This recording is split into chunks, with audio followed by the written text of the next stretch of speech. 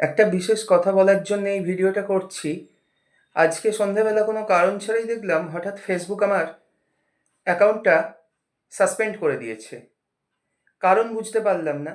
তবে ভাবলাম এটা ওদের কোনো টেকনিক্যাল এরর। তার কারণ মাস দেড়েক আগে এই একইভাবে একদিন রাত্রির বেলা হঠাৎ করে বলল আপনার অ্যাকাউন্টটা সাসপেন্ড হয়ে গেছে। বুঝতে পারিনি কেন। আমি তো ভয় পেয়ে ভাবছি এসব আবার কেন হলো, কী হলো? তো পরের দিন সকালবেলাই অ্যাকাউন্টটা খুলে দেয় এবং বলে যে ওদের কোনো একটা টেকনিক্যাল মিস্টেক হয়েছে।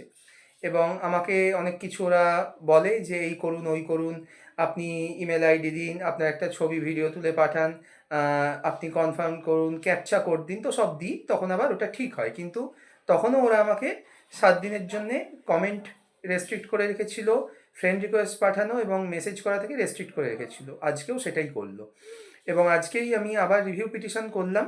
তো তখন একটা রিভিউ রিকোয়েস্ট পিটিশন করতে ওরা সঙ্গে সঙ্গে বলল, হ্যাঁ আমাদের ভুল হয়েছে, আমাদের টেকনিক্যাল টিম এটা এরর করেছে, আপনার অ্যাকাউন্ট আবার আমরা সাসপেনশন তুলে নিচ্ছি। তবে ওই একই, যে 7 দিনের জন্য কোনো কমেন্ট করতে পারবেন না, কাউকে ফ্রেন্ড রিকোয়েস্ট পাঠাতে পারবেন না এবং কাউকে মেসেজ করতে পারবেন না।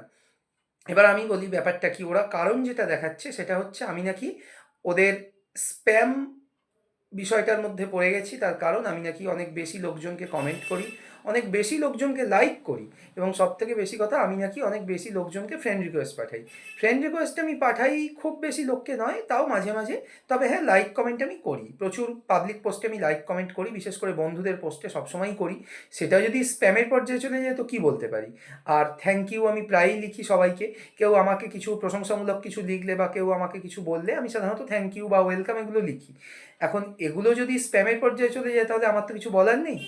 আর আরেকটা যেটা খারাপ লাগলো সেটা হচ্ছে কি, আজকে সন্ধ্যাবেলা ফেসবুকে একটা রিল দেখলাম যে একটা অবাঙালি মেয়ে, মেয়ে না বলে বৌদি বলেই ভালো, সে খুব একটা অশ্লীল ভিডিও করেছে। কারণ সে ইউরিনেট করছে সেইটা ভিডিও করেছিল। আমি সঙ্গে সঙ্গে সেটাকে রিপোর্ট করি এবং বলি যে এগুলো ফেসবুকটাকে নোংরা করছে, কলুষিত করছে। এগুলো অবিলম্বে যেন ফেসবুক এই পোস্টটা এবং এই অ্যাকাউন্টটা ওরা রিভিউ করে ওরা যেন ওটাকে ব্লক করে দেয়। তো ওরা আমার রিকোয়েস্টটা নিল, কিন্তু তারপর দেখলাম সেই যে ভিডিওটা সেটা রয়ে গেছে।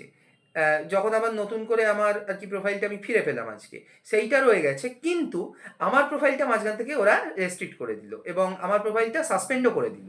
তো আমি বুঝে পাই না, মার্ক জুকেরবার্গ মহাশয় অশ্লীল নগ্ন নোংরা ভিডিওগুলোকে দেখতে পান না। তার মনে হয় বা তার টিমের বা তার টেকনিক্যাল টিমের বা তার যে মেশিন আছে, মেশিনারি, তাদের মনে হয় যে নগ্নতা, যৌনতা, অসভ্যতা এইগুলো খুব ওয়েলকাম, কারণ এর দ্বারা তার প্রচুর ভিউজ হয় এবং ফেসবুক একটা মোটা টাকা কামায়। কিন্তু আমি সেটা প্রতিবাদ করে এবং উপযুক্ত কারণ দেখিয়ে যদি সেইটাকে রিপোর্ট করি, তাহলে উল্টে আমার প্রোফাইলটাকেই রেস্ট্রিক্ট করে দেওয়া হয় বা সাসপেন্ডেড করে দেওয়া হয়। এ কেমন রঙ্গ জাদু, এ কেমন রঙ্গ, আর কিছু বলার নেই। যাই হোক, সকলে ভালো থাকবেন।